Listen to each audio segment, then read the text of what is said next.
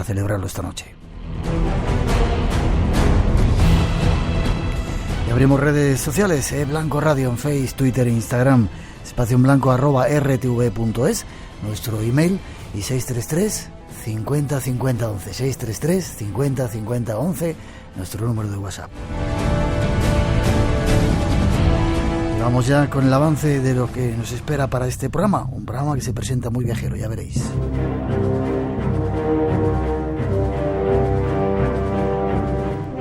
El viaje de esta noche promete. Si nos acompañas, esta semana vamos a visitar islas. Islas encantadas, llenas de misterios y listas para ser descubiertas.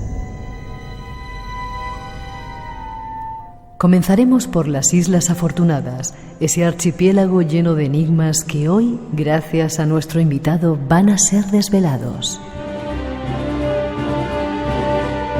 Y seguiremos de turismo, pero un turismo diferente. Nuestra invitada lo llama turismo dark, turismo oscuro, y tiene como destinos lugares poco apropiados para ser visitados.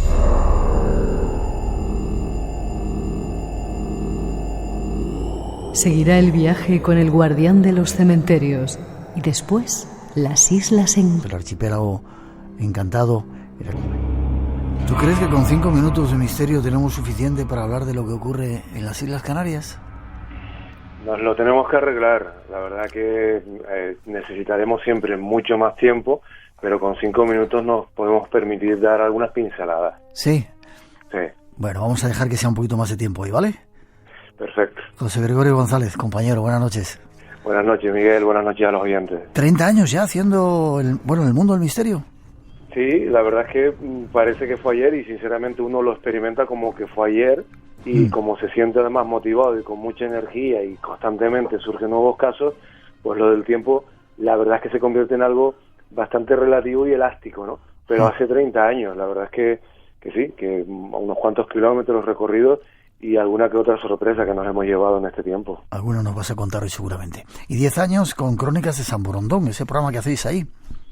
Sí, hemos tenido la fortuna de que prácticamente con el nacimiento de la Radio Autonómica de Canarias, pues los misterios del archipiélago pues tuviesen un huequito, ¿no? En una programación regional que siempre es algo excepcional en un territorio tan accidentado, con tantas dificultades para que las señales lleguen.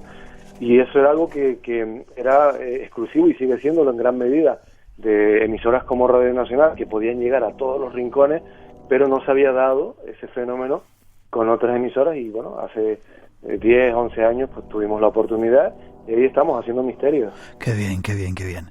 Y habéis sacado una colección de libros que se llaman así, Canarias 5 minutos de misterio. ¿Es una colección o es solo un libro tuyo?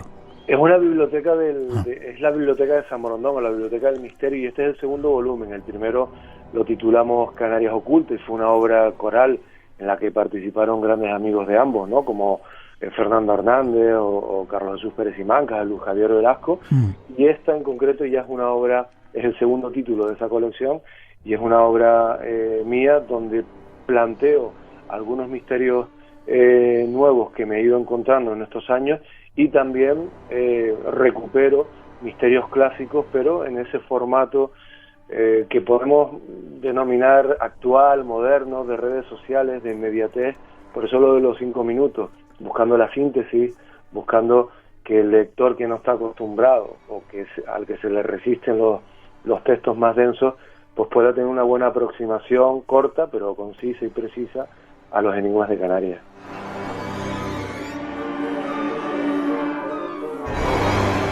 Bueno, pues hoy tenemos un poquito más de 5 minutos para contaros desgranar algunos de los enigmas de esta Canarias que conocemos y que amamos. Hablando de San Borondón, ¿existe San Borondón? Y hubo alguien que, tengo aquí en el libro, Harvey, el falso descubridor de San Borondón. ¿Existe la isla? Cuando yo estaba por allí, me enseñaron alguna fotografía que habían hecho algunos profesionales de ese mundo en el que se veía eso, algo que aparecía en el horizonte. San Borondón, decía. Fíjate, precisamente desde una isla que tú conoces muy bien y con la que tienes lazos, como es la isla de La Palma. La Palma. Sí, se han obtenido en los últimos años algunas fotografías con teléfonos móviles.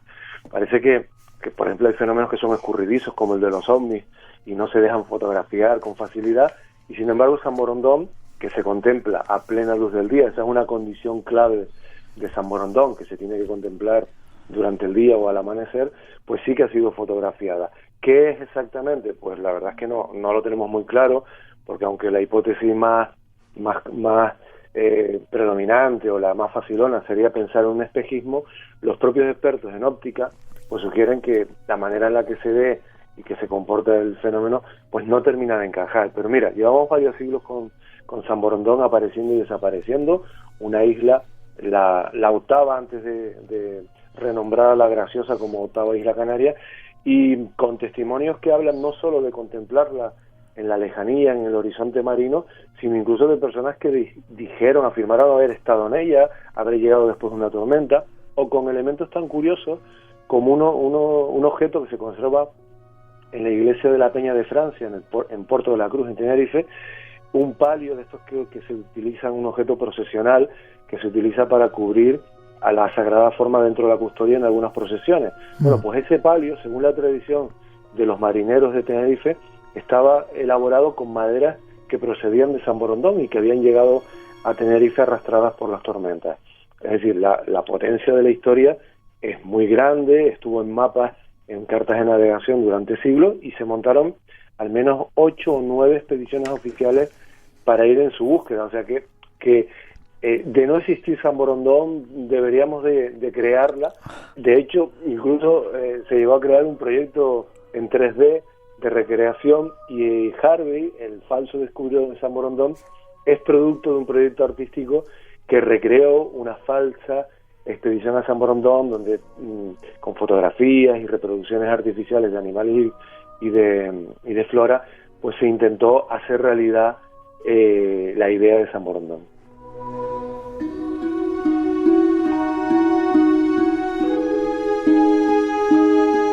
Seguimos en casi menos de 5 minutos viendo algunos misterios más. Minas de oro y plata en la laguna. Mira que he estado yo veces en la laguna y nunca me he enterado de eso de las minas. ¿Dónde están?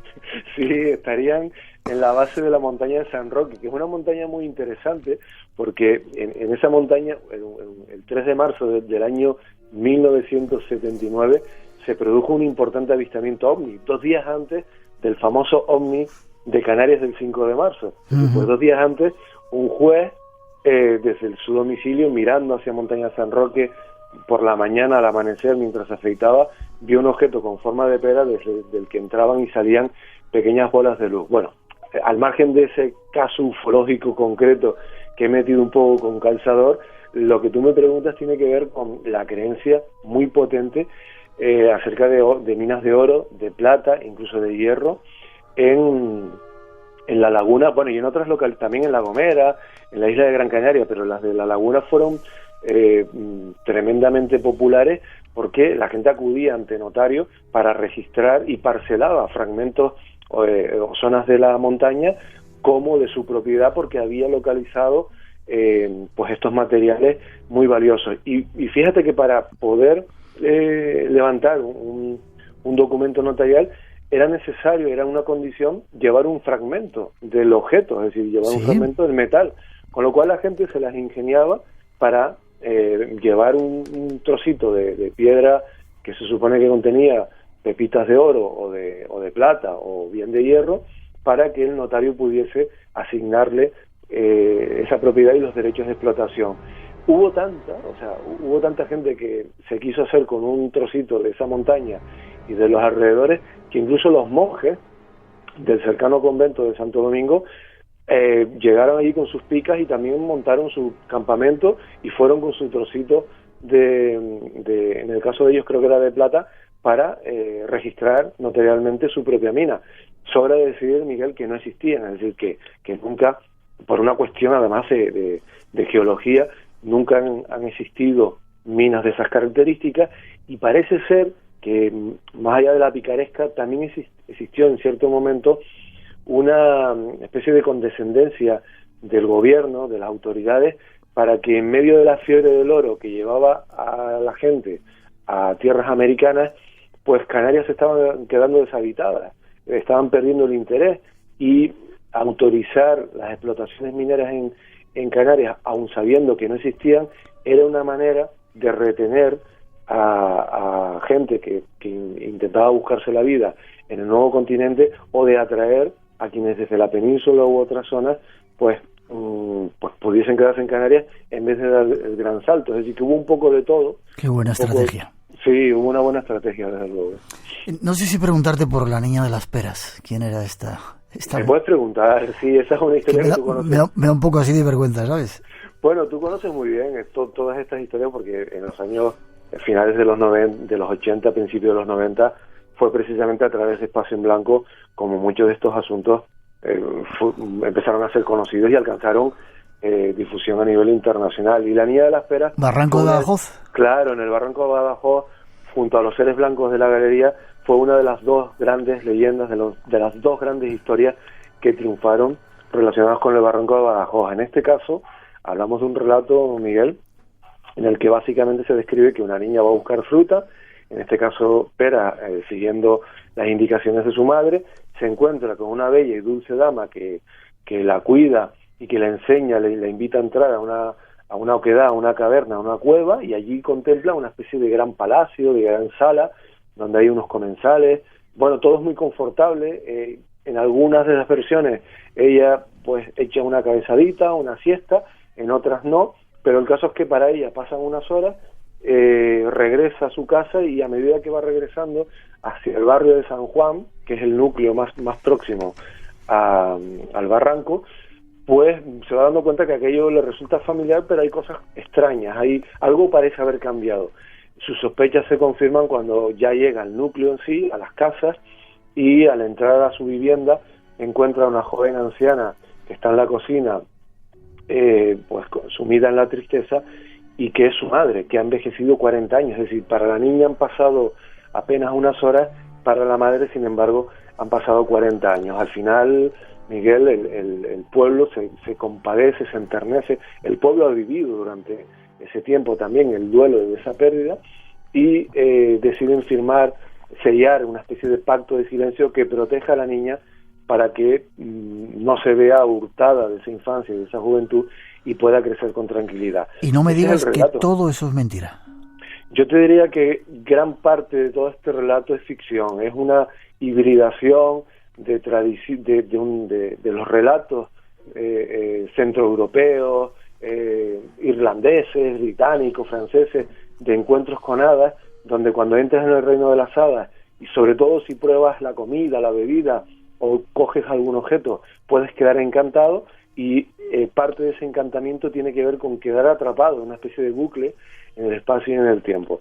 Eso forma parte de esos relatos, y de hecho hay un relato ya de ficción de Washington Irving, el gran escritor estadounidense, donde narra la historia de un leñador que bebe, que es convidado por los duendes del bosque, y pues se coge el hombre una buena borrachera, y cuando regresa a su pueblo han pasado muchos años también. Es decir, hay una distorsión del tiempo, ¿no? y del espacio. En el caso de Barranco de Badajoz, pues seguramente hay algo de esto que se coge de alguna tradición, o alguien de manera apócrifa lo incorpora, pero hay varios sucesos reales. Es decir, en el barranco cercano que está prácticamente pegado al Barranco de Badajoz, hay un relato de una desaparición de una niña durante varios días, que es encontrada dentro de una cueva. Es decir, vemos que hay elementos, al cabo de 3 días es localizada por un personaje muy interesante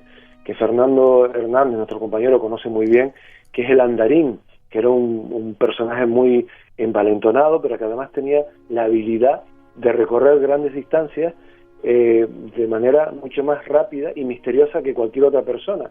Y fue él quien se aventuró, quien se metió en una cueva y rescató a la niña al cabo de 3 días. Pues yo creo que este relato, junto con los propios de misterio del Barranco de Badajoz y esos elementos, como te decía, de la tradición élfica, pues se confluyeron ahí, se maridaron bien y dieron como origen este plato tan apetitoso que es la leyenda de la niña de las peras.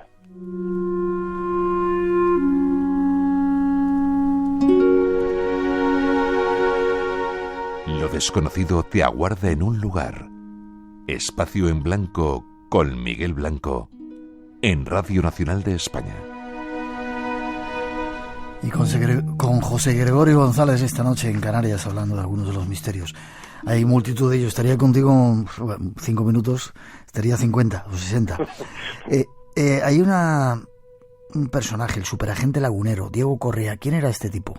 Bueno, yo sabía que este te iba a fascinar, sí, porque es que lo tiene todo. O sea, este personaje es de novela. Bueno, quizás el equipararlo a Jason Bourne puede parecer demasiado pretencioso, pero cuando conoces la vida de este lagunero, que era de padre castellano y madre mulata, que tenía una envergadura, que tenía un cuerpo que probablemente de unos 2 metros, un gran porte, que además era un personaje que desde pequeño despuntó como alguien hábil, como alguien muy inteligente, pero al tener una familia humilde, pues no pudo acceder con facilidad a los estudios, pero sin embargo, como le vieron espabilado, le permitieron estudiar, algo que a pesar de su humildad, pues hizo de él pues un personaje que a su cuerpo, a su intimidad, a la manera en la que podía intimidar físicamente, se añadía cierta destreza y cierta agilidad en el verbo.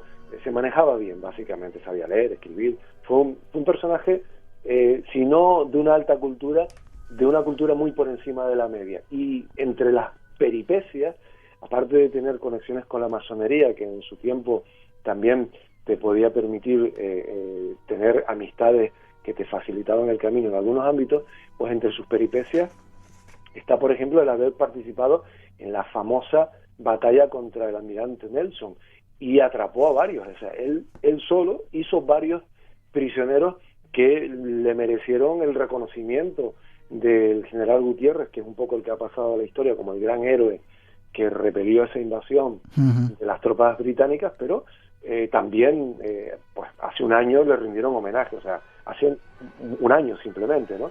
Bueno, el caso es que este personaje tiene varias peripecias, y quizás la más extravagante es aquella en la que logró convencer al gobierno español para, en concreto al secretario de Estado, Eusebio Bardassi, para viajar en misión secreta hasta América con el objetivo de asesinar a Napoleón Bonaparte. Es decir, a Napoleón lo tenía que asesinar, evidentemente, en Francia, en Europa al menos.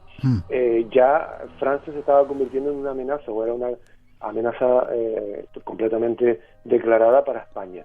Y este señor, Diego Correa, mejor dicho, propone a las autoridades una misión secreta que bautizó como el Vellocino de Oro, sufragada, es decir, subvencionada, lo que hoy llamarían fondos reservados, por el gobierno, para irse a Estados Unidos, establecer una serie de relaciones diplomáticas, y con la ayuda de los masones, de las sociedades masónicas de la época, perfilar el plan allí y viajar posteriormente hasta Francia para finalmente acabar con la vida de Napoleón. O sea, le creyeron, le abastecieron de dinero y de recursos, le renovaron la confianza al cabo de un tiempo, porque como no daba resultados empezaron a sospechar, y él logró persuadirlos de que todo iba sobre ruedas, le volvieron a proporcionar fondos, y salta a la vista de que finalmente no asesinó a Napoleón, pero durante un tiempo se lo hizo creer al gobierno español,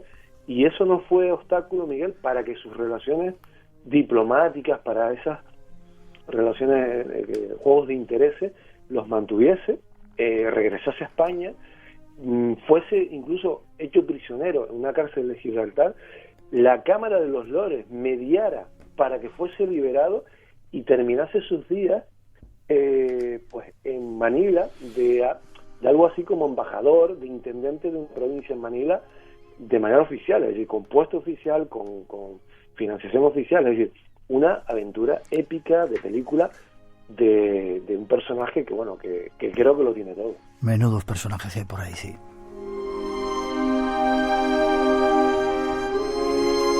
Como te digo, estaré contigo un montón de tiempo. En el libro recoges muchos capítulos diferentes de leyendas, de fraudes, de misterios, de más leyendas, místicos, objetos extraños y encuentros. Un encuentro con un gigantesco caballero oscuro. Quiero que me cuentes un poco esa historia. Sí, bueno, en el libro pretendí, Miguel, pues trazar una radiografía, ¿no?, de los múltiples aspectos en los que se manifiesta el misterio en Canarias, ¿no? O sea, hay un poco de todo, ¿no? Y los encuentros con criaturas o con seres un tanto peculiares también forman parte de este libro. Y este caso en concreto, el Caballero Oscuro, es un caso que nos proporciona un común amigo, que es Luis Javier Velasco. Se produce en los exteriores de un cementerio en el municipio de Galdar, un joven que lamentablemente falleció al cabo de unos años, siendo muy joven además, transitando en moto. Cuando se aproxima, había quedado con unos amigos, y cuando se aproxima por el exterior del cementerio, contempla una gigantesca figura, pero superior a los 3-4 metros de altura, completamente vestido de negro, en los exteriores del cementerio, inmóvil, como si se tratase de una estatua. Inicialmente hay un momento de duda acerca de si puede ser una sombra proyectada por el propio faro de la motocicleta, pero segundos después se percata de que no, de que aquello es algo real, ajeno a cualquier juego de luces y sombras, y presa del pánico se reúne con sus amigos contándoles, en un estado de agitación en el que nunca había sido visto por sus compañeros, contándoles el caso. Regresan al lugar y no hay ya ni rastro de esa gigantesca figura que con el paso del tiempo y tal y como se suceden los acontecimientos, cabría pensar que era un presagio, cabría pensar que era un aviso del trágico desenlace que viviría este joven, ¿no? Pero la verdad es que no lo sabemos. Forman parte de esos encuentros con seres imposibles que a veces se dan en Canarias, que tal vez es un caso concreto, específico, y no se vuelve a repetir, pero que tiene en el Caballero Oscuro una manifestación muy peculiar. Ahí hemos recogido danzas de duendes, por ejemplo, o casos muy antiguos como el de Juan Pérez, que fue atacado por un ejército de mujeres, curiosísimo, que iba acompañado ese ejército por lo que parecía un macho cabrío, ¿no? Un caso muy extravagante, muy peculiar, muy surrealista, que es obviamente un caso de otro tiempo, ¿no? Difícilmente hoy, no es que hoy no se puedan vivir estos casos, sino difícilmente hoy alguien contaría un caso de estas características, aun habiéndolo sufrido, ¿no? Pero bueno, ahí están las crónicas, ahí están los registros que nos permiten rescatar algunos episodios francamente increíbles. Hay muchos más temas de ovnis, de máquinas voladoras, etcétera, etcétera. Me gustaría tocar dos temas antes de que te vayas. El del Tesla canario. ¿Quién era este personaje? Clemente Figueira. Clemente Figueira, pues mira, fue un personaje que no nació en Canarias, pero que pasó muchos años en Canarias ejerciendo profesionalmente su profesión de ingeniero y también dando clases en la ciudad de Las Palmas de Gran Canaria, en el Instituto de San Agustín, bueno, uno de los pocos centros y de los más prestigiosos que existieron en aquel momento, ¿no? Hablamos del último tercio del siglo XIX y los poquitos primeros años del siglo XX. Y es recordado como un buen profesor. Fue el primero que instaló una estación meteorológica en la ciudad de Las Palmas de Gran Canaria. Pero ¿por qué lo incluimos en este libro? Porque está en esta galería de personajes extraños, de genios, de pícaros. En el caso de él, por haber sido un genio, porque construyó junto a un ingeniero alemán afincado en Canarias lo que él definió como una máquina generadora de energía perpetua que extraía la energía de la nada, es decir, del aire. No era de la atmósfera, no era de elementos químicos, sencillamente la extraía como si aprovechase el éter, por decirlo de alguna forma. Extraía electricidad. Presentó la patente. Para presentar la patente en aquella época era necesario presentar planos, pero sobre todo, bueno, los planos estabas autorizado a presentarlos de forma incompleta para que no te copiara, pero sobre todo tenías que presentar una maqueta que funcionara, es decir, tenías que demostrar que de alguna forma aquello pues había funcionado. ¿Y funcionó? Pues lo debió de funcionar, porque presentó la patente, le fue admitida, se construyó un prototipo, según la prensa de la época, en un taller de Las Palmas de Gran Canaria.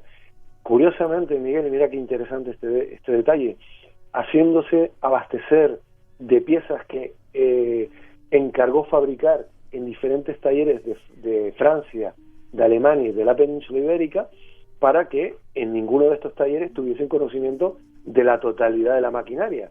Ensambló la máquina y se supone que la hizo funcionar.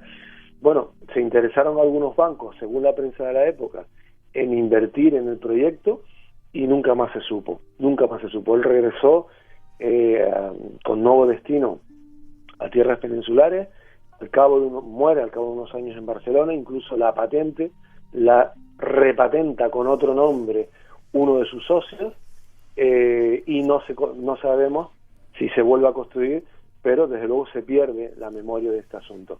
No sabemos qué fue lo que construyó. Se podría reproducir parcialmente hoy, pero como decimos, faltan piezas que la permitan hacer funcionar. Pero ¿por qué lo llamamos Tesla? No solo por ese genio y por lo que pretendió, sino porque el propio Tesla, en su correspondencia privada, habla de los experimentos de Clemente Figuera en Tenerife y en el Teide. Es decir, tuvo conocimiento de él y lo menciona en su correspondencia privada, con lo cual pues es una celebridad que en su momento generó una gran expectación en la prensa de la época y un debate muy interesante de seguir desde el punto de vista periodístico, que excede a los minutos o a las líneas que le podemos dedicar en el libro, pero que a nuestro juicio merecía estar en esta galería de canarios peculiares.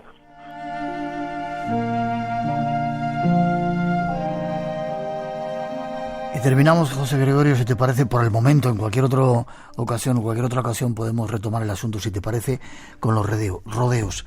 Ese misterio inasumible, lo llamáis, 1977, uno de los accidentes más terribles de la historia de la aviación que ocurrió allí. Hemos tocado el tema de vez en cuando, porque parece ser que no está tranquilo el lugar, ¿no? Y tú das unos cuantos apuntes más. Existen vivencias que pocos conocen. En un minuto, ¿qué vivencias son? ¿Siguen apareciendo esos seres?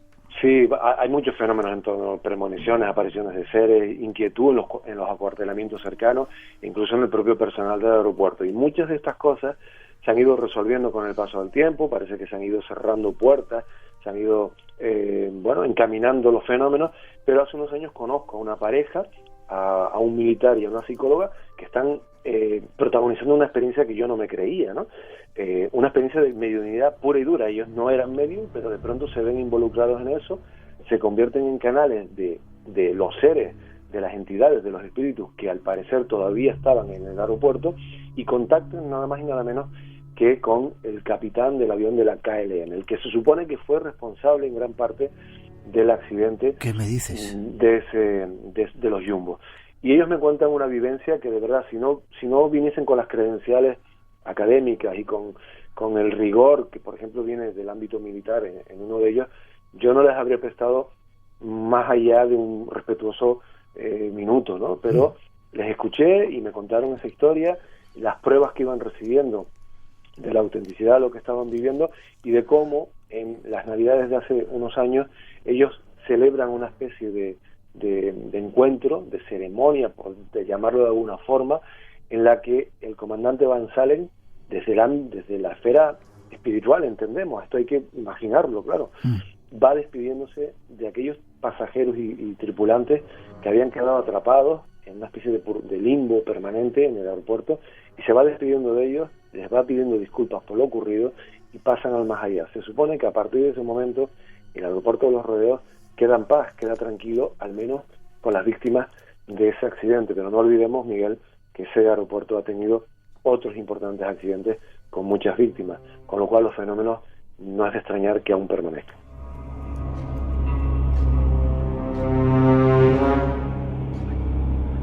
José Gregorio González, Canarias, 5 minutos de misterio. Le hemos dedicado un poquito más. Me hubiera gustado, y te emplazo para seguir con más minutos de misterio. Siempre que vamos a Canarias nos gusta abrazarte y estar contigo, forma de contacto para la gente que quiera seguir conociendo cosas de esas islas prodigiosas con gente genial hasta un nivel inimaginable. Pues Miguel, lo más rápido es que nos busquen a través de la página web crónicasdelsamborondón.ejo.com, www.crónicasdelsamborondón.ejo.com, o en las redes sociales, que por ahí andamos también. Fuerte abrazo, enhorabuena por el libro, que sigamos. Muchas gracias, Miguel, un fuerte abrazo. También Blanco. Radio Nacional de España se mueve contigo. Biología, genética, astronomía, óptica. Nos hacemos preguntas de todas las ramas de la ciencia y buscamos respuestas. 2 trillones de átomos. Con David Sierra. Ponemos un granito de arena a la divulgación científica. Los domingos a las 4 de la madrugada. Las 3 en Canarias. Y recuerda, Mitos del Deporte. Los lunes a las 2 de la madrugada. Radio Nacional de España.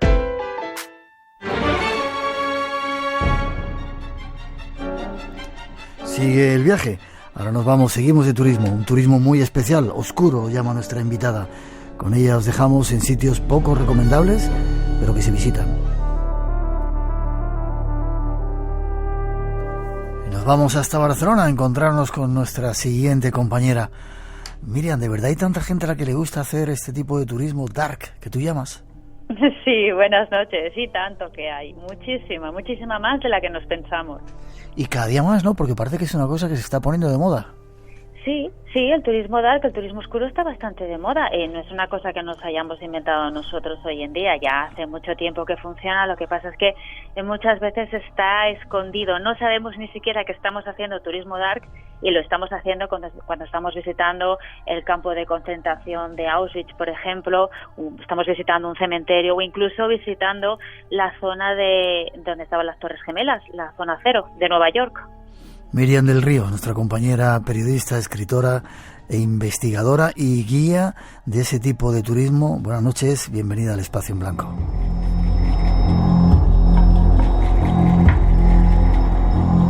¿Dónde nos vas a llevar hoy, Miriam? Hoy os llevo a San Petersburgo. Qué bonito sitio, ¿no?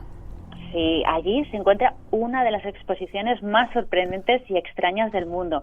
Es el Kunstkamera, o Sala de Creaciones Curiosas, como también se le conoce, y fue un lugar que se creó en 1714 por deseo del zar Pedro el Grande, que además fue el primer museo creado en Rusia, ¿no? Y hay que recordar que Pedro pues fue la figura más relevante de la dinastía de los Romanov, que solía viajar muy a menudo. El hombre pues era muy inquieto y durante sus viajes pues iba absorbiendo todo tipo de costumbres y tradiciones de los lugares que iba visitando. ¿Es un museo, Miriam? ¿Se puede visitar? Sí, es un museo visitable, sí.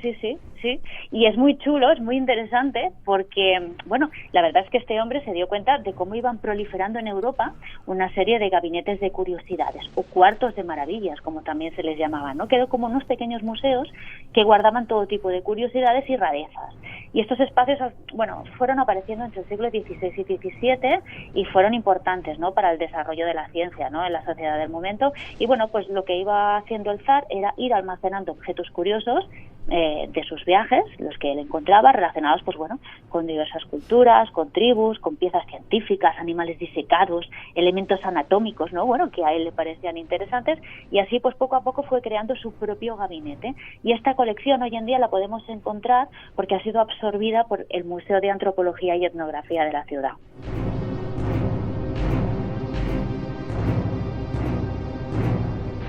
Veo aquí que tenía fetos en formol, animales disecados, especímenes raros que encontraba por ahí, ¿verdad?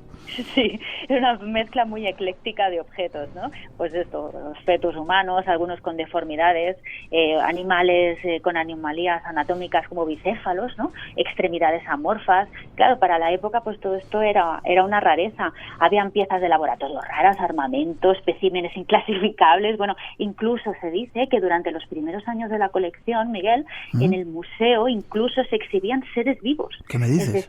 Es decir, niños con malformaciones físicas de nacimiento que, pues vivían cerca de la ciudad y recibían un salario por ser un elemento más del museo. Increíble. Y supongo que mucha gente del público quería verlo, ¿no?, como una forma de evasión. Sí, a ver, la realidad es que la colección fue tildada de monstruosa e inmoral, por supuesto, pero todo el mundo iba a verla.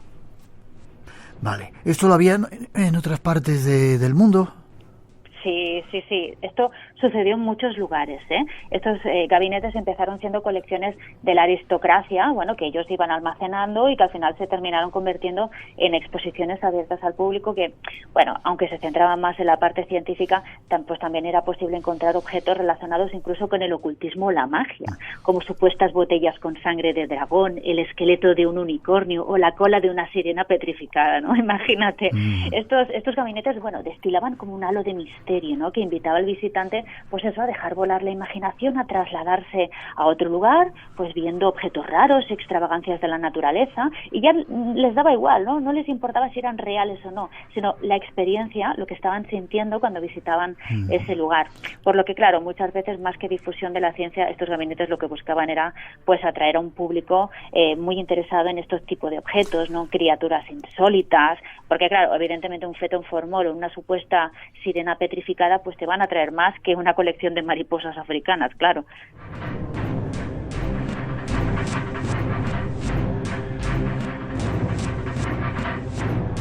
Creo que en el Museo Roca de Barcelona también tenía este tipo de cosas.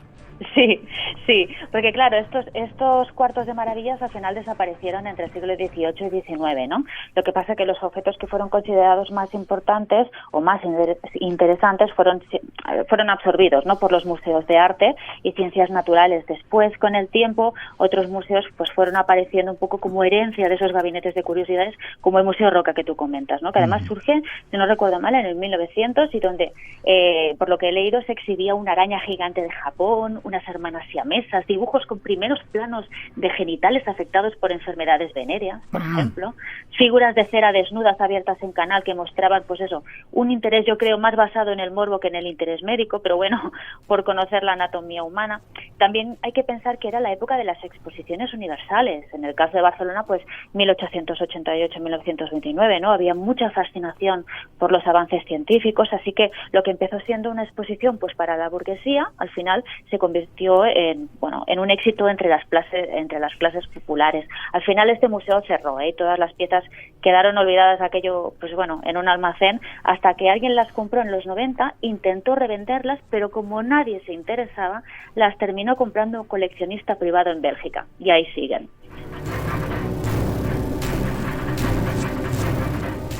En Radio Nacional tenemos las noches más llenas de misterio de la radio. Adelante, disfrútalas. Estás en Espacio en Blanco, con Miguel Blanco, en Radio Nacional de España. Y esta noche con Miriam del Río, con una especie de guía de un turismo diferente. Cambiamos, si te parece, de paisaje y nos vamos hasta un bosque. El bosque que se llama de los suicidas. ¿Dónde está situado? Sí, pues este bosque es el bosque de Akigara. Es un lugar que, bueno, está cercano a la falda del monte Fuji. Nos situamos a unos 100 kilómetros de Tokio, más o menos, ¿no? Y es el lugar que tristemente escogen decenas de personas cada año para quitarse la vida. De hecho, es uno de los lugares con el índice de suicidios más elevado de toda Asia. Y es que hay que tener en cuenta que la cultura japonesa pues es una cultura muy interesante, que además hoy en día está muy de moda, pero que al mismo tiempo es una cultura muy reprimida, que rara vez expresa sus sentimientos ni da muestras de afecto en público. De hecho, está mal visto cogerse de la mano, darse un beso, bueno, aquello ya es imposible, ¿no? Es una cultura muy obsesionada con el trabajo, con el rendimiento laboral, que lo es todo en definitiva. De hecho, casi no tienen ni días libres, ¿no? En su mente solo piensan en trabajar y trabajar. Y no porque quieran ya, sino porque es el engranaje social que les lleva a ellos. Si no te conviertes en un problema para tu compañero que ha de hacer tu trabajo y el suyo. Y para que te imagines un poco, Miguel, en Japón se suelen trabajar unas 12-13 horas al día, más o menos, y nunca te vas de la oficina antes que tu jefe. Porque, claro, además, como él también se añade horas extras para quedar bien con la empresa, pues imagínate, al final no se va nadie a casa. Y se hacen como unas 80 horas extras al mes aproximadamente. Es la cultura laboral del país, ¿no? Yo recuerdo que cuando estuve en Japón, pues explicarle a un grupo de japonesas pues que yo tenía un mes de vacaciones y, bueno, se llevaron las manos a la cabeza y alucinaron completamente, porque me dijeron que solamente tenían una semana y rabiando, ¿no? Es una locura, ¿verdad? Tener un mes de vacaciones. Sí, de hecho, Japón es el país que menos duerme del mundo. Seguro que has visto alguna vez esa imagen en YouTube o en algún lugar de esos japoneses durmiéndose en el metro, sí. haciendo cabezadas. Pues son los microsueños, ¿no?, que ellos llaman, y ellos lo consideran bien, está bien que tú te duermas en el metro, porque eso es significa que has trabajado mucho en tu empresa, que has sido una persona pues que ha llegado al objetivo y que ahora estás durmiendo porque lo necesitas, ¿no? Por tanto, hay una gran obsesión con la disciplina, con la eficacia, con la honradez en el trabajo. Has de ser muy responsable para que todo funcione, y eso al final pues termina pasando factura, porque te genera mucha presión, nervios, inseguridad, angustia, y al final eso aumenta por el hábito de no lamentarse y de no expresar prácticamente ningún sentimiento. Eso al final explota y desencadena un estado crítico que muchos no superan y que finaliza en el suicidio, ya que ellos no ven ninguna salida más, y para ellos es una vía de escape honorable, sin embargo, para que te hagas un poco la idea, para no provocar ningún inconveniente a los familiares, estas personas lo que deciden es marcharse a este bosque, al bosque de Kigara, y colgarse de un árbol o tomarse un blister de pastillas o cualquier otra cosa que se les ocurra. Porque hay una cosa interesante, es decir, si alguien decide suicidarse en Japón... Espera, atentos a lo que va a contar, que cuando lo he leído me he quedado alucinado. Cuando alguien decide suicidarse en Japón... no se va a tirar a las vías del tren si puede evitarlo, ya que si lo hace, la familia del suicida se va a ver obligada a pagar una indemnización a la empresa ferroviaria y a todos los pasajeros que por su culpa hayan sufrido retrasos y hayan llegado tarde. Casi nada. De un tiempo a esta parte también se han dado cuenta que aquellas personas que finalmente llegan a jubilarse, pues el vacío experimentado por dejar el trabajo es tan grande que tienes una presión que no soportas no estar trabajando. Y eso es en parte otro de los motivos de la gran cantidad de suicidios de ancianos que hay cada año, ya que no puedes vivir sin trabajar. Ya. ¿Y por qué en ese bosque? ¿Qué tiene el bosque? ¿Es un centro especial de energía o algo? Sí, se cree que es un lugar pues que emana ciertas, se cree que es un centro telúrico, que hay una confluencia de energías positivas, negativas, que aquello crea un magnetismo especial. De hecho, las personas que han entrado, se han internado en el bosque, yo no lo hice, me quedé en la entrada porque consideré que no era necesario, pero cuando uno accede, ya para empezar, en la entrada hay unos carteles que te indican: no lo hagas, piensa en la gente que te quiere, piensa en las cosas buenas de tu vida, busca un motivo para seguir. Esto escrito por el mismo gobierno japonés, ¿no? Uh-huh. Eso está en la entrada del bosque. Y si tú ya te entras en la parte más profunda, es donde ya te encuentras por los cuerpos colgados en los árboles y todas las pertenencias de las personas, y cada X meses el gobierno tiene que hacer batidas en la zona para retirar todos esos cuerpos, porque claro, es un espectáculo difícil de digerir, ¿no? Ya te digo, no me pareció necesario adentrarme, pero ya de por sí el lugar imponía bastante. De hecho, me pareció muy raro no escuchar, por ejemplo, ningún pájaro, ningún ruido de animal.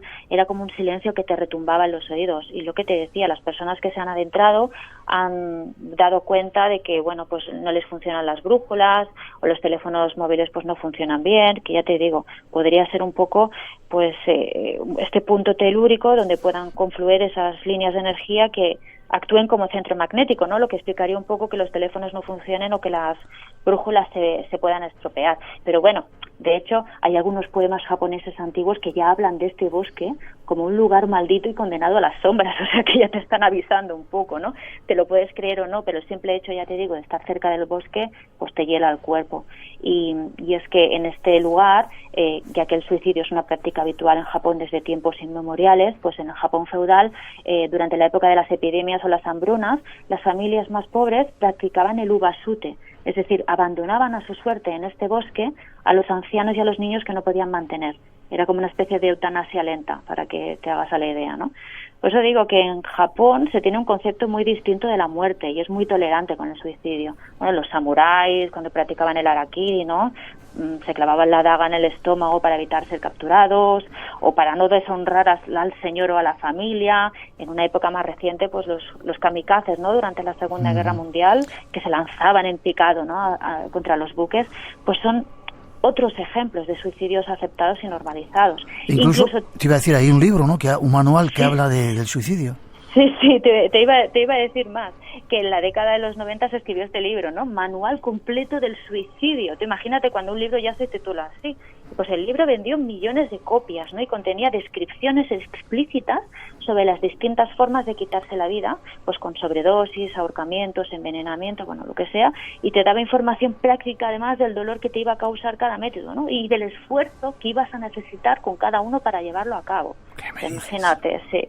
El manual hoy en día está prohibido en Japón, aunque se puede encontrar en el mercado negro, incluso de segunda mano, pero está prohibidísimo hoy en día. Este es nuestro paseo esta semana con Miriam del Río. De verdad, Miriam, hay gente a la que le gusta hacer este tipo de cosas, visitar ese tipo de lugares, le da morbo, le da marcha.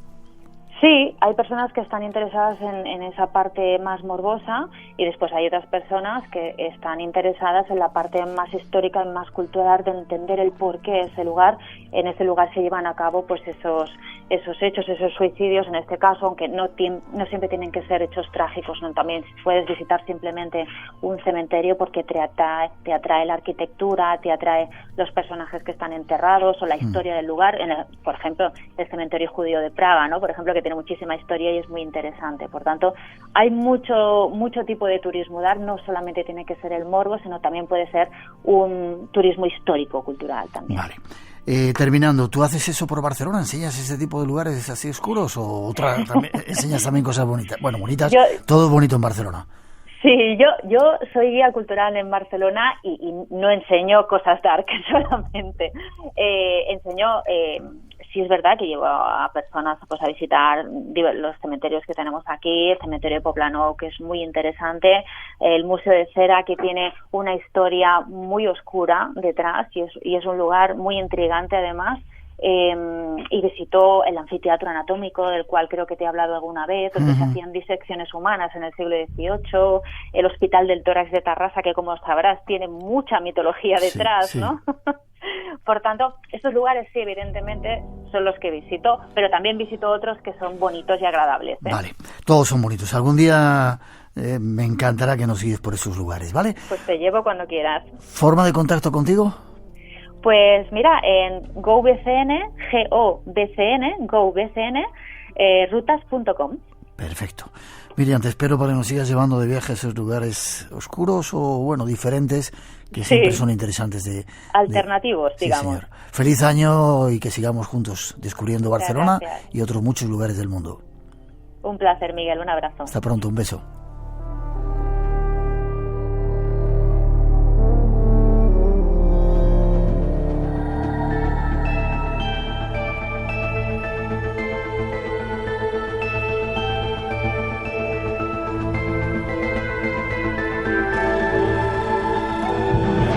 Termina nuestra primera hora, llegan las noticias de las 3, las 2 en las Islas Canarias, pero tras la actualidad el viaje continúa, tenemos todavía nuevos destinos esperándonos.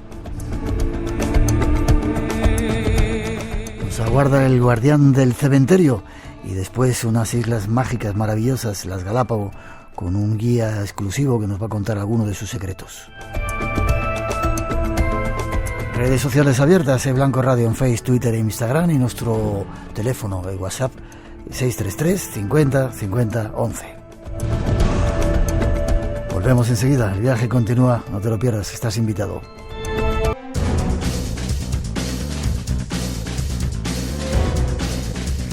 Tras las noticias, la actualidad, regresamos, pasan algunos minutos de las 3, las 2 en Canarias y es de nuevo el tiempo de los misterios aquí en Radio Nacional.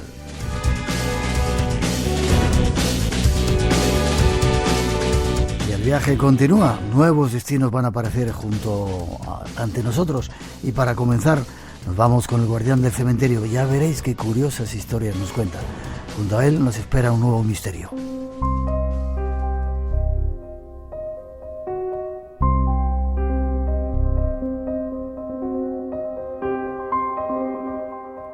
Nunca más apropiado que hoy ese paseo que nos damos con el Guardián del Cementerio, Sergio Calle Llorens, porque nos va a llevar a un lugar que tiene que ver con él. Buenas noches, don Sergio. Buenas noches, ¿qué tal? ¿Cómo estamos? Muy bien, ¿y tú? Perfecto. Acabas de llegar de viaje y a punto de irte de viaje de nuevo. ¿El próximo destino dónde te vas? Bueno, ahora después de estas aventuras que estoy teniendo en Gran Bretaña, vamos a Dinamarca, vamos a Escandinavia. Dinamarca. Algún día tendré que irme contigo por ahí, a esos lugares que yo no conozco, porque conozco muy poco de Europa, para que me lleves a estos sitios que nos participas a través de esta sección en el programa, ¿te parece? Cuando quieras, para mí será un completo honor. Y para mí. Hoy nos vamos a un cementerio que tú conoces muy bien, en Edimburgo, ¿no? ¿Cómo se llama? Greyfriars. Es un cementerio mágico situado en el corazón de la capital de Escocia, Edimburgo, que probablemente encierra una de las historias más espeluznantes de las que yo he tenido ocasión de investigar y de vivir. Greyfriars, en Edimburgo. ¿Se puede visitar normalmente? Sí, completamente. Además hay que decir, y yo que me dedico mucho al tema de los tours, tanto aquí en España como en el extranjero, los británicos tienen un salero especial para estos temas y les encanta organizar ghost tours de misterio sin ningún problema, y la verdad que les alabo el gusto porque los hacen muy muy bien y de forma muy profesional. Y este cementerio concretamente es mágico. ¿Cómo me gustaría a mí ir a uno de esos? Nos situamos, noche fría, niebla, un poco de ambiente de ese extraño, y nos vamos al cementerio enseguida.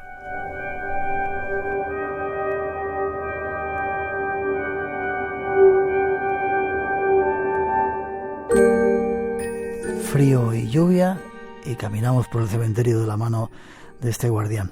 Sergio, cuéntanos. Bueno, pues estamos en una madrugada de 1988, en la cual pues arrecia el frío, está lloviendo, y un señor, un homeless, una persona que no tiene casa, decide pasar la noche en el cementerio, en Greyfriars. Es un cementerio en el cual nadie en su sano juicio le gustaría pasar porque encierra una leyenda realmente espeluznante. Sin embargo, bien por el frío o bien porque iba esa noche a buscar algún tipo de cosa que pudiera robar, ese señor decide traspasar las puertas del Camposanto y forzar el candado del mausoleo de George Bloody Mackenzie.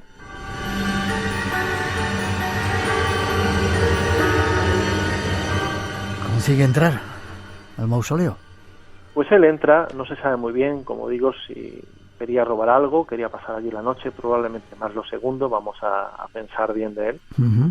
Y el caso, desde que entra, él declara que ve como una especie de extraña fuerza en el lugar, y cuando lo peor es que desde ese día, desde 1988, se han registrado más de 1000 casos en los que visitantes de este singular camposanto escocés han sufrido arañazos, golpes, quemaduras, mordaduras, desmayos, náuseas y ataques de todo tipo.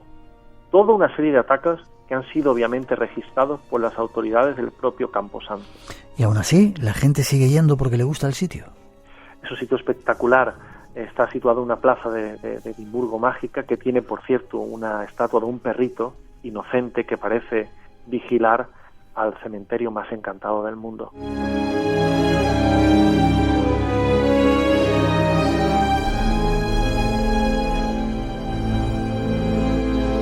Creo que el tema llamó tanto la atención que quisieron incluso hacer un exorcismo al lugar. Sí, por supuesto. Había un sacerdote, se llama Colin Grant, bastante interesado en estos temas, que decide realizar un exorcismo en el lugar, después de todas estas cosas que iban apareciendo en la prensa, ¿no? Le acompaña, básicamente, para registrar el acontecimiento, a una periodista de un medio escocés, se llama The Scotsman, y ella, Susan Barrell.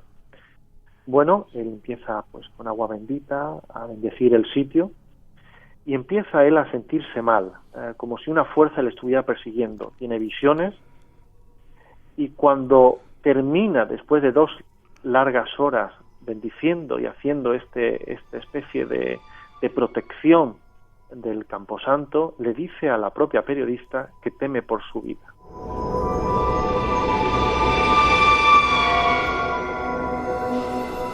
Regresa a su casa, ¿y qué ocurre? Pues regresa a su casa. Nadie le vuelve a ver porque días más tarde se ha encontrado muerto en su domicilio. Curiosamente, los vecinos han escuchado voces extrañas y aullidos de un perro. El caso es que Colin Grant, el bueno de Colin Grant, encuentra la muerte y hasta día de hoy nadie sabe exactamente lo que ocurrió en aquel oscuro domicilio en el cual habitaba el pobre sacerdote.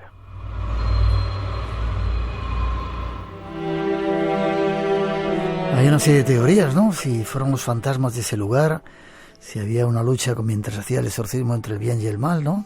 Exactamente. Aquí lo que estamos hablando es lo que se preguntaba la propia prensa de Escocia, si los propios fantasmas habían tenido algo que ver en la muerte del sacerdote. Para mucha gente es evidente que algo tuvo que ocurrir. Obviamente también hay que decir que este sacerdote estaba muy sugestionado por lo que había acontecido, la experiencia que había tenido en este cementerio de Greyfriars. Lo que sí es cierto que hay tantas teorías sobre lo que podría haber acontecido a este señor que siempre tenemos que volver nuestra mirada al pasado, porque George Mackenzie, es decir, el lugar que fue asaltado en exactamente esa tumba, era un señor, a pesar de ser un erudito, jurista, abogado, hombre de letras y hombre del rey fiscal, en una guerra de religiones, teniendo a Carlos II como monarca inglés, pues este señor mandó a matar a todos los covenantes presbiterianos de Escocia. ¿Qué son los covenantes? Covenantes eran unos señores presbiterianos que básicamente tenían otra idea de lo que era la religión. Ellos no aceptaban que hubiera, por ejemplo, el rey de Inglaterra fuera la cabeza visible de la Iglesia. Y entonces le dijeron, bueno, nosotros más o menos te aceptamos como rey, pero no queremos que usted, majestad, se meta en nuestros asuntos religiosos. El rey no aceptó ese desafío de estos escoceses y George Mackenzie los mandó a apresar, los puso en una cárcel justamente en ese cementerio, justo al lado, y los torturó. Y algunos, obviamente, fueron ajusticiados en el propio cementerio, que por cierto tiene 800 tumbas, pero hay más de 500.000 de personas, se calcula, debajo de este cementerio. ¿Qué me dices? ¿Solo hay 800 y se cree que hay más de 500.000?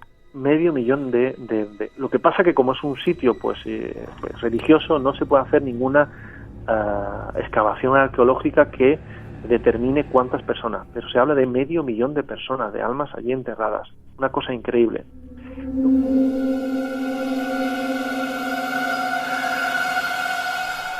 Quizá todas esas almas que sufrieron ese tormento sean algunas de las que se están manifestando. Pues podría ser. De hecho, Mackenzie, en el cual su familia nunca llegó a sospechar su lado más oscuro, más perverso, más sádico, se hizo enterrar en este mausoleo enfrente de sus víctimas, a las que él había torturado y matado. Muchas murieron por las torturas. Y además de estar en el lugar de ejecución, es que ahí estaba la prisión de los covenantes. Y concretamente también en este lugar, muy cerquita, hay un manicomio cercano con una historia terrorífica que algún día, si me dejáis, os contaré también. Será un placer. Tremendo. Hay que decir también que la ciudad de Edimburgo posee una universidad que tiene que ver con estos temas. Sí, estamos hablando, y eso es muy importante comentarlo, que es de las pocas universidades del mundo que cuenta con una cátedra, con unos estudios de parapsicología. Aquí se toman estos asuntos muy en serio y básicamente, a diferencia de España, pues ellos, su ley establece que cuando ocurre algo, un hecho luctuoso o un fenómeno paranormal, se tiene que informar al inquilino. Es algo que se da en derecho anglosajón, algo que no se da en España desde que adoptamos el Código Napoleónico. Y esto es algo bastante interesante para ellos. En cualquier caso, la forma que tienen los anglosajones de tratar estos temas es realmente peculiar. Nosotros simplemente establecemos los hechos, los investigamos, y por supuesto tienen que ser nuestros queridos oyentes los que lo juzguen. Pero es cierto que, como dicen en Escocia y en Irlanda, los fantasmas existen y solamente se necesita un buen narrador para que la vida de estos señores, de estos entes, vuelvan otra vez a la vida.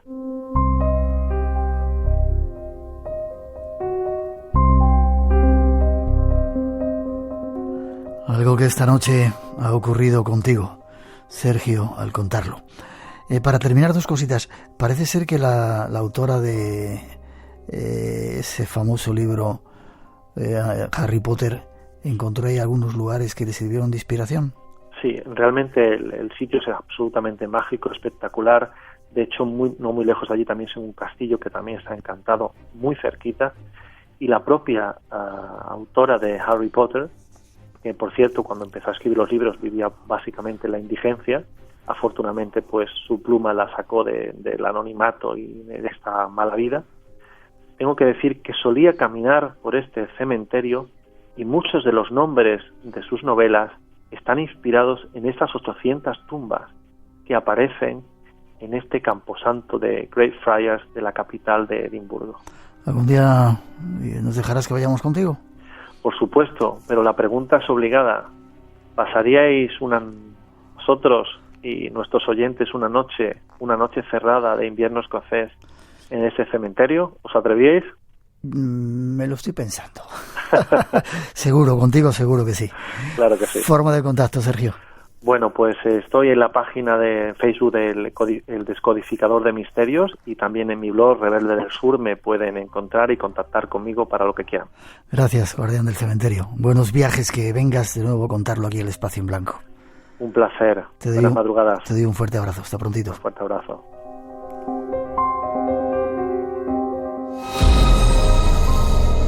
Guía tus pasos hacia lo desconocido. Espacio en Blanco, de 2 a 4 de la madrugada, del sábado al domingo, con Miguel Blanco, en Radio Nacional.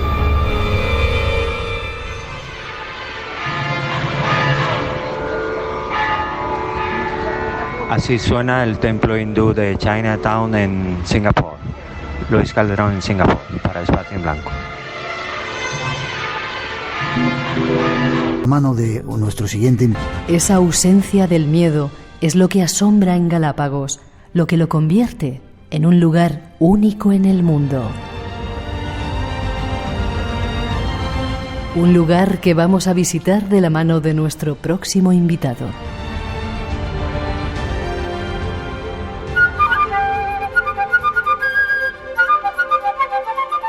Estamos en la isla de San Cristóbal, en un lugar que lo llaman Tijeretas, en un mirador al lado de la playa, la primera playa donde llegó Charles Darwin en las Islas Galápagos, con Valerio Repetto, nuestro embajador. ¿Ni tu nombre completo? Valerio Graco I, príncipe de Santa Cruz, conde y duque de Floriana, caballero de Cristóbal, señor de Barrington y Española. Bienvenido, Miguel Blanco, a las Islas Galápagos. Un placer, y un placer sobre todo tenerte a ti como embajador en este lugar. Dime, ¿qué son las Islas Galápagos? Las Islas Galápagos es un conjunto de 100 islas que le pertenecen a todos los seres humanos de este planeta. Las Islas Galápagos es una maravilla en la que todos tenemos la responsabilidad de cuidarlas. Es el último ícono de la naturaleza en el que todos tenemos un granito de arena. Bienvenido.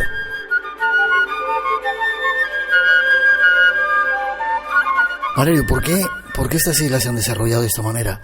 Y no, como te preguntaba, la isla de Pascua, las Canarias, las Azores, que también están en medio del mundo. ¿Qué tienen de particular?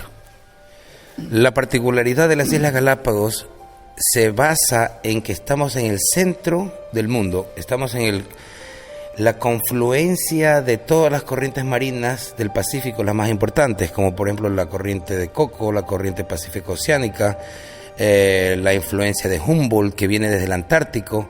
Todas confluyen en el archipiélago.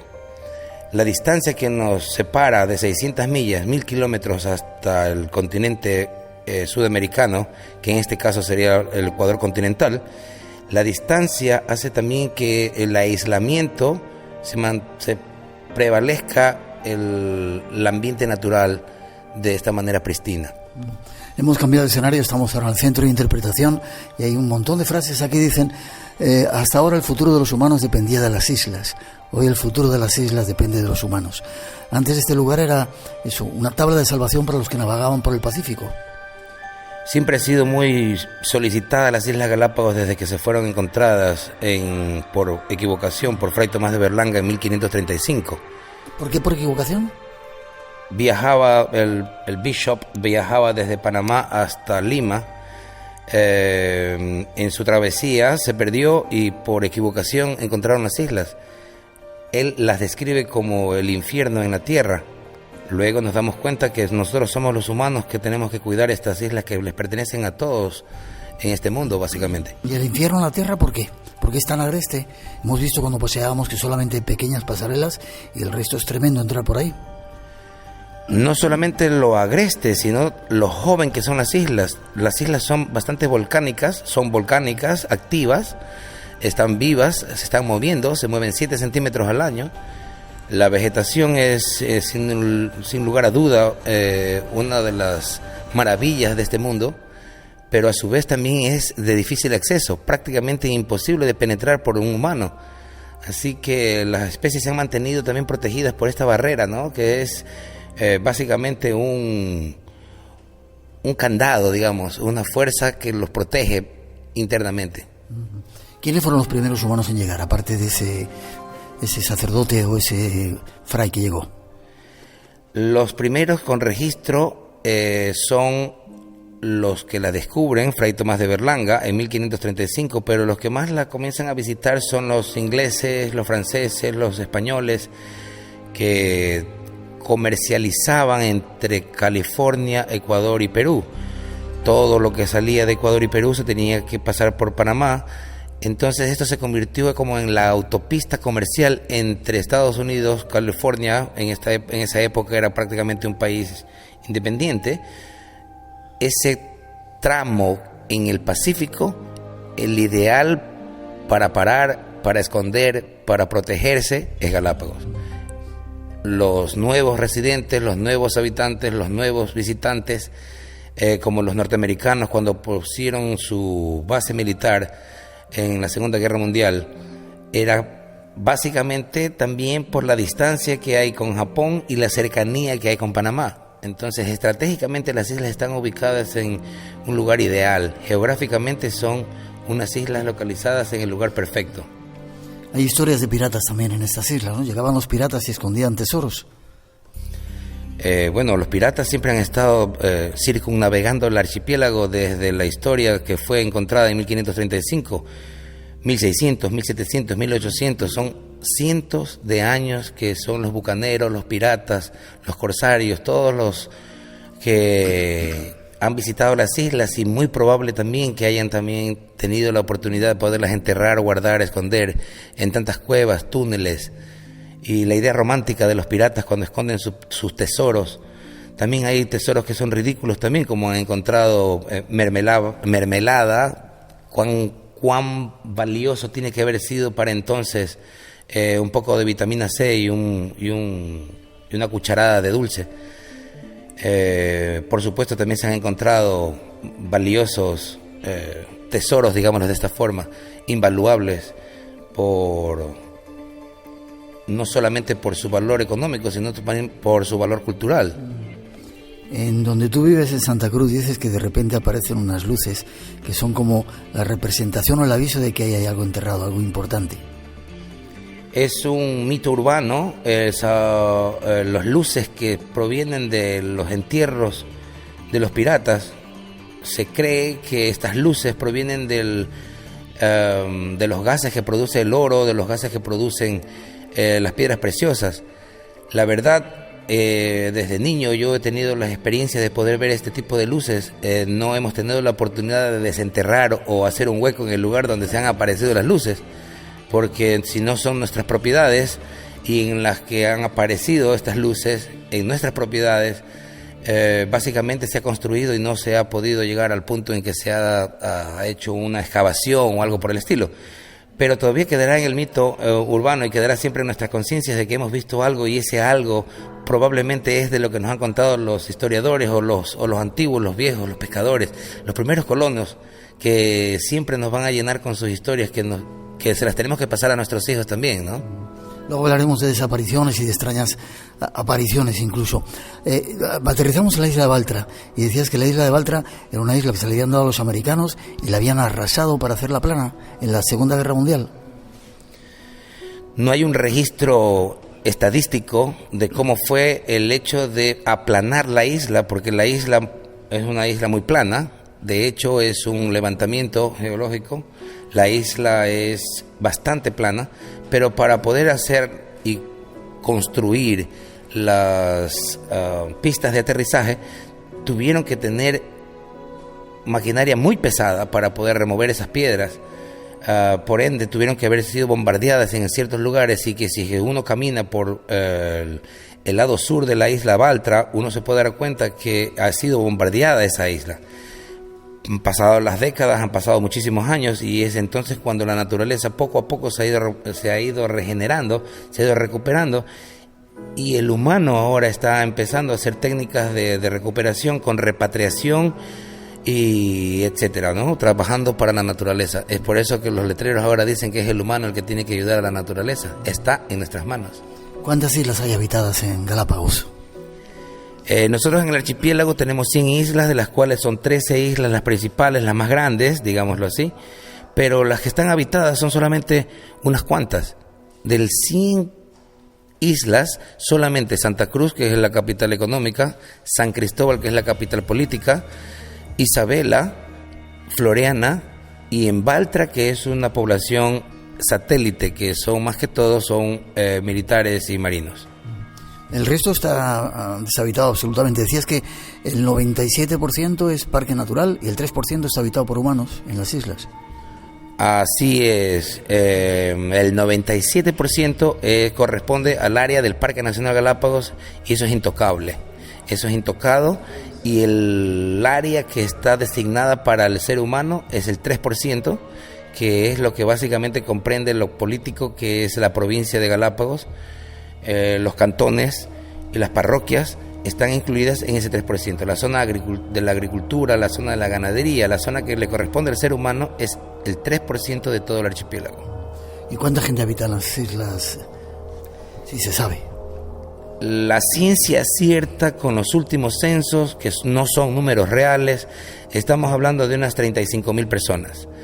Pero realmente con la migración, con los poderes que han pasado en el continente, son fuerzas políticas, son fuerzas económicas las que han obligado a la migración, y por ende las nuevas leyes que tiene el Parque Nacional Galápagos, la provincia de Galápagos, más claro, es simplemente para poder frenar un poco la migración. Hay bastante gente y el círculo de la gente no puede crecer porque el resto es parque nacional.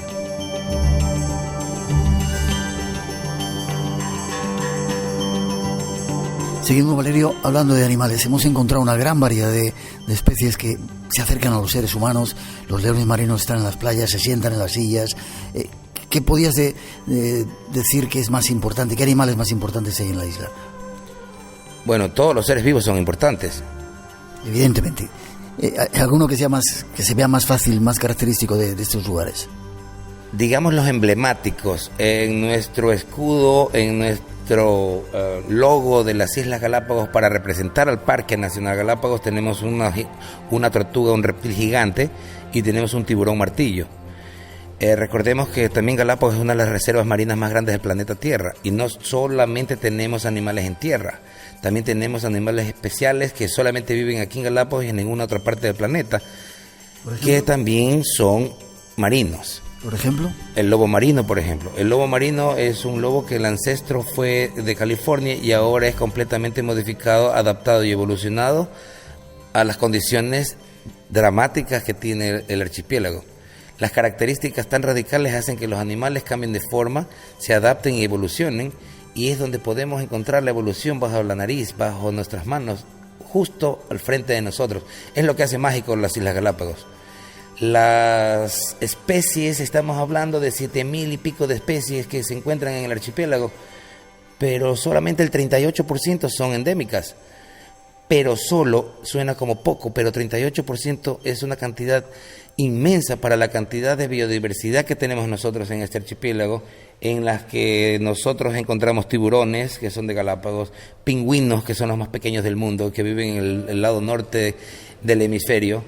Tenemos serpientes, tenemos pájaros, tenemos cucarachas, tenemos ciempiés, insectos, roedores, aves que no quieren volar, tortugas que son gigantes, pingüinos que son enanos, tiburones que son completamente inofensivos. Eso es lo que hace Galápagos un lugar mágico para realmente sentirse compenetrado la naturaleza con el ser humano. Es curioso porque hemos visto algunas fotografías en Playa Man, aquí al lado, que de repente al atardecer hay gente tomando el sol y a su lado un montón de leones marinos también tomando el sol, compartiendo ese pedazo de espacio con los humanos. Qué curioso, ¿verdad? Ya deja de ser curioso porque nosotros hemos trabajado tantas décadas para poder nosotros llegarle al corazón, no solamente a la mente del visitante, sino al corazón. Saber que aquí las Islas Galápagos son diferentes, son especiales.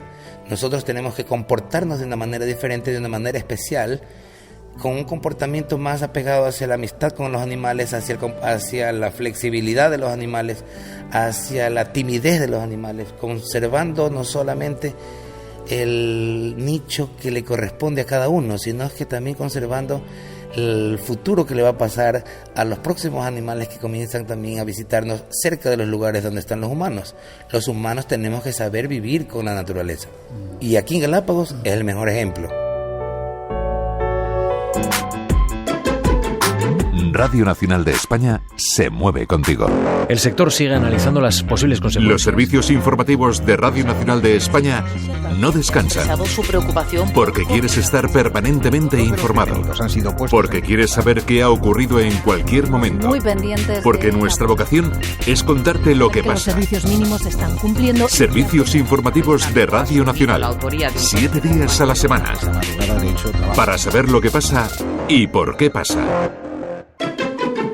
Y recuerda, Futuro Abierto, los domingos a las 6 de la madrugada. Radio Nacional de España. Espacio en Blanco. Tu cita con lo desconocido. En Radio Nacional. Con Miguel Blanco. Hemos estado buceando esta mañana y veíamos cómo las tortugas se acercaban a nosotros sin miedo. Quizá por eso, porque nadie las ha atacado, no hay depredación y los animales se pueden acercar directamente ante los seres humanos. Una de las reglas principales del parque, si nos quedamos hablando aquí, Miguel, de las reglas que tiene el Parque Nacional Galápagos, probablemente nos vamos a quedar sentados 2 días solamente hablando de las reglas del parque. Pero las más importantes que tenemos que entender, que son las más digamos, principales, es no tocar a los animales. No podemos darle de comer, no podemos toparlos, no podemos tomar las fotos con flash. Básicamente no se puede perturbar a los animales. Cuando creamos esa conciencia al visitante, al huésped que va llegando al archipiélago, no tocar a los animales, no darle de comer a los animales, es cuando podemos conservar esa timidez, esa amabilidad, esa confianza que nos deja el animal hacia el humano. Y para nosotros también, darnos cuenta y sentirnos de que el humano sí puede vivir junto a la naturaleza, conviviendo con la naturaleza. Para casi terminar esta parte de los animales, cada vez se descubren nuevas especies, hay muchos más animales desconocidos aquí y hay expediciones que están investigando. Todos los días se encuentra una especie nueva, todos los días tienes algo por descubrir. Son 8.000 kilómetros cuadrados que representan solamente la tierra en el archipiélago, de los cuales ya hemos hablado que el 97% es parque nacional y completamente pristino. Muy pocos son los lugares que están abiertos hacia el público en el área del Parque Nacional Galápagos. Todos los días encontrás algo nuevo.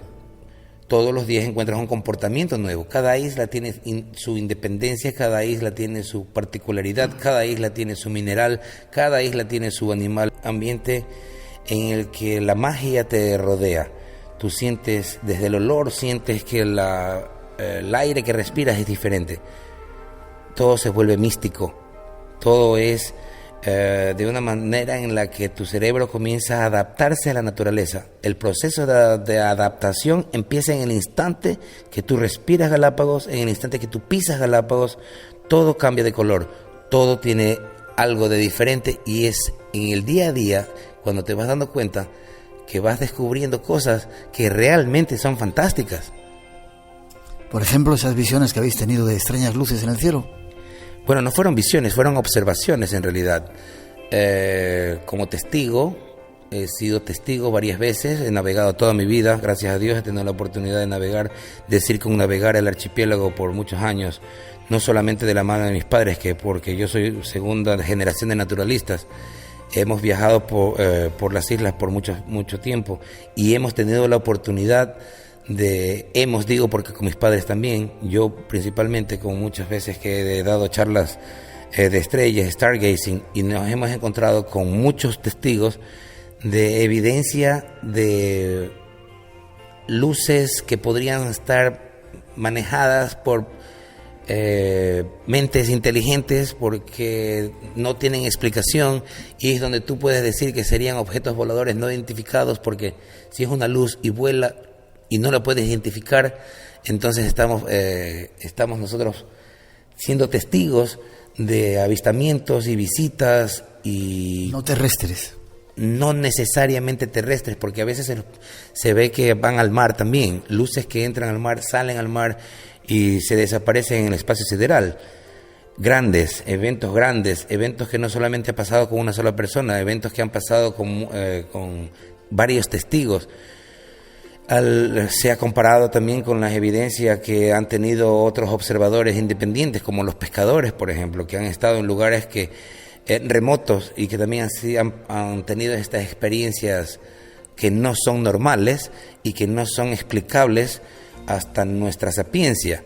No tenemos nosotros la tecnología en Ecuador especialmente con naves de esa categoría, de esas características y que tengan esa autonomía y esa forma de volar o esa forma de transportarse, esa forma de flotar o esa forma de levitar, no sé cómo sería la palabra correcta de expresarla, pero todavía en Ecuador no existe esa tecnología y probablemente en el mundo tampoco la exista, y tan lejos en la mitad del Océano Pacífico, una isla remota, que esté ocurriendo estos eventos, es probablemente porque es una tecnología que todavía nosotros no tenemos conciencia y no tenemos nosotros la capacidad de entender.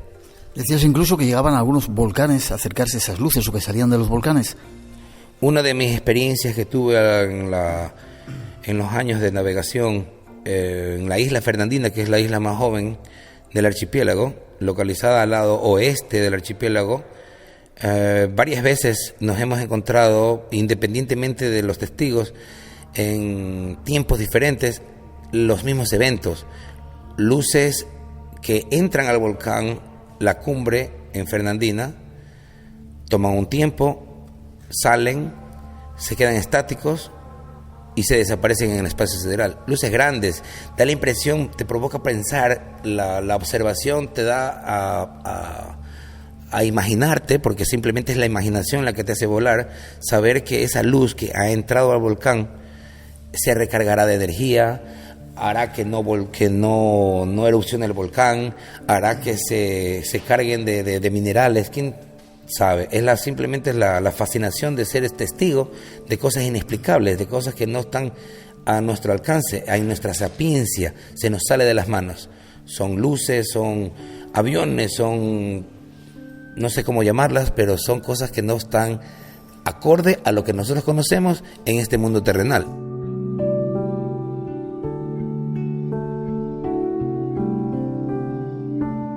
Vamos a ir terminando, nos esperan las tortugas y los tiburones por ahí para seguir buceando en las playas. Me enseñamos una fotografía en la que se veía una figura de una cabeza. Quizás es el único resto arqueológico que se ha encontrado. ¿Cómo era esa cabeza y dónde se encontró? Bueno, esta foto, que en algún momento dado nos vamos a ir a visitar esta isla, que es la isla de Floreana. En Floreana también tenemos uno de los primeros colonos también, han empezado a colonizar también desde la isla Floreana, y es donde se ha encontrado este busto, digamos una cabeza, un resto arqueológico. Nadie sabe a ciencia cierta de quién o cómo o cuándo fue hecha. Lo que sí sabemos que tiene una facha humanoide, probablemente con unos rasgos bastante africanos, con los pómulos grandes, los labios bastante grandes, los ojos grandes. No es asiático, se nota que es más africano el busto. No tenemos exactamente el récord de saber de quién fue el autor. El autor es un anónimo. Hay que tal vez estudiarlo un poco más. Quién sabe, con las islas tan pristinas y tan vírgenes, probablemente tenemos restos arqueológicos, no solamente de los piratas, puede ser que sean muchos antes. No los tenemos la evidencia a la mano. Eso es el único busto, la única piedra tallada, digamos, que tenemos como una reliquia arqueológica de que en algún momento dado pasó alguna civilización. Y simplemente sería como para seguir estudiando. Galápagos tienes para estudiar, y como se encuentran especies nuevas todos los días, también se podrían encontrar evidencias de culturas que hayan pasado por aquí, se hayan establecido y no hayan sido exitosas por lo agreste que son las islas probablemente, pero de que hay evidencia rupestre, por ejemplo, en el continente ecuatoriano, que describen islas con fuego, islas con volcanes erupcionando, en pinturas rupestres que están en los Andes. Entonces nos dejan a pensar, nos dejan a pensar de que las Islas Galápagos podrían ser las que están dibujadas en las cuevas. Entonces, por ende, tiene que haber alguna evidencia física de que ellos pasaron, no descubierta todavía, que es lo que hace mágico al archipiélago. Casi terminando, este es el paraíso, el lugar donde se creó la teoría de la evolución. Y sin embargo vemos un montón de religiones por ahí tratando de convencernos que Dios creó todo lo que existe, que nada de evolución. Están en la calle, por ejemplo, ayer los vimos. Bueno, eso es una paradoja, eso tal vez eso es lo que hace grande Galápagos, lo pluricultural, la manera de que también uno es flexible en la forma de pensar, saber que tienes algo divino que sigue creciendo y sigue evolucionando, me parece la forma más diplomática y la forma más salomónica de tomarlo. Yo soy naturalista, soy ambientalista, segunda generación de naturalistas, y por supuesto nosotros estamos de acuerdo con la teoría de la evolución, porque está en nuestras manos, está bajo nuestra nariz, es evidente, pero como siempre yo digo, gracias a Dios. Para terminar, el aspecto más misterioso, ¿nos habéis contado que de repente hay alguien que se retrasa en un grupo, se queda atrás, se pierde en mitad de este monte agreste, de esta zona agreste, y no vuelve a aparecer, o desaparece? El hecho de desaparecer no pasa por arte de magia, el hecho de desaparecer es por probablemente la sobreconfianza de la persona que piensa que puede hacerlo por el entrenamiento que haya tenido. Lamentablemente Galápagos es tan agreste, es tan difícil de conquistar, entonces solamente se puede hacer las visitas por los senderos que el Parque Nacional Galápagos nos ha permitido y que con mucho esfuerzo se han abierto y con mucho esfuerzo se han mantenido y con mucho esfuerzo se mantienen los lugares para poder hacer las visitas. Fuera de estos senderos es uno de los lugares más agrestes del planeta Tierra, uno de los lugares más difíciles que inclusive las personas más entrenadas en la milicia, personas entrenadas en sobrevivencia, no lo podrían hacer. Lo desconocido te aguarda en un lugar. Espacio en Blanco con Miguel Blanco en Radio Nacional de España. Mario, me contabas que en algún momento una de estas islas fue una prisión, incluso todo el archipiélago era un lugar donde traían a todos los presos. La verdad es que no todo el archipiélago fue una prisión. En algún momento dado Floriana, empezándose a colonizar, tomaron la decisión gubernamental en el continente, en el Ecuador continental, para hacer la isla de Isabela una prisión. Esta prisión, eventualmente, con la poca cantidad de recursos, se convirtió en una de las prisiones más crueles que hubieron en América. El hecho de mantener a la gente trabajando para que estén... Espera, primero soltaban a los presos, no había cárceles, los soltaban en la isla y ya estaba. Era un lugar limitado para el lugar donde podían estar, pero también así como tenían el lugar limitado, también tenían limitadas las provisiones, limitadas las balas, entonces la miseria se la tenían que ellos acabar solos. Estaba designado ciertos lugares para que se termine su miseria ellos solos. Tenían que construir un muro sin sentido, se llamaba, y el muro de las lágrimas, muy conocido como el muro de las lágrimas, con las manos sin guantes, con la piel sin protección bajo el sol perpendicular de la línea ecuatorial. Era un trabajo esclavizado, tan duro, que la gente moría bajo el calor, bajo las inclemencias del clima, haciendo un muro que no tenía absolutamente para nada sentido, solamente para mantenerlos cansados. Decías que cogían, ponían el muro en un lugar, ponían piedras que levantaban el muro y luego les obligaban a deshacer el muro y montarlo en otro sitio. Les obligaban a hacer el muro, construir el muro, parar el muro. Una vez que estaba el muro ya terminado, tenían que empezar otra vez a desarmar el muro y armarlo en otro lugar. Una vez que se terminaba de desarmar el muro, tenían que volver a armar el muro. Ese mismo día otra vez empezar de nuevo de cero. Eso era tan cruel que eventualmente se tuvo que cortar porque esto ya era invivible, ¿no? Ya dejó de ser una cárcel, ya dejó de ser...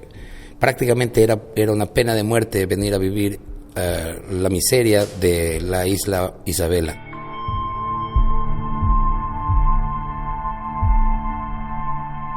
Y para terminar, Valerio, una palabra, una frase para definir las Islas Galápagos. Una palabra para definir Galápagos es bastante complicado porque solamente sería una. Yo dijera entonces evolución. Tú tienes en tu mente Galápagos y por ende tú tienes en tu mente la siguiente, es evolución. ¿Cómo tú quieres darte cuenta de que las cosas se están adaptando, se están mutando y eventualmente están evolucionando? Tienes que viajar a las Islas Galápagos. Gracias por haber estado con nosotros, Valerio, por habernos servido un poco de guía. Forma de contacto contigo si la gente quiere saber algo más. Bueno, pues para mí ha sido un placer también tenerlos a ustedes. Para mí es un placer saber que nosotros podemos enviar este mensaje como una semilla y que crezca como una planta, y que en algún lugar todos tengan la oportunidad de poder visitar las Islas Galápagos para que comprendan, para que se pueda ser tangible la adaptación, la mutación y la evolución tan trillada que también la tenemos y tan poco comprendida y bastante tergiversada. La mejor manera de hacerlo es aprender en Galápagos, vivir la experiencia Galápagos, y si que yo puedo ser parte fundamental como para crear este puente y que ustedes puedan por favor llegar, que siempre serán bienvenidos. Y ahora con el internet es mucho más fácil encontrarnos. Nuevamente es www.galapagostouradvisor.com, donde nos van a encontrar a nosotros siempre prestos para servirlos y para ayudarlos y darles la mano y que pasen la experiencia de sus vidas en el archipiélago de las tortugas gigantes. Gracias por habernos acompañado.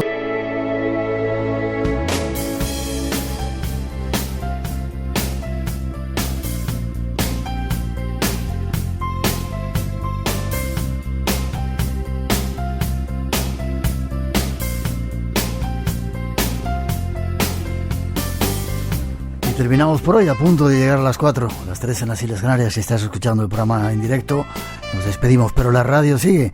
Millones de átomos de nuestro compañero, 2 millones solamente, 2 millones, trillones de átomos de nuestro compañero David Sierra llega. Momentos para seguir disfrutando de la radio, aquí en vuestra casa, en Radio Nacional. La semana que viene más, contaremos un capítulo más del Espacio en Blanco, 800 programas en esta nueva temporada. Abrigarse, dicen que llega el frío y comenzamos un nuevo mes. Feliz semana, nos vemos en 7 días aquí. Queremos seguir cumpliendo muchos más programas junto a vosotros. Y ahora hasta las 4, un poco de nuestra mejor música. Encontraremos la manera. Siempre lo hemos hecho.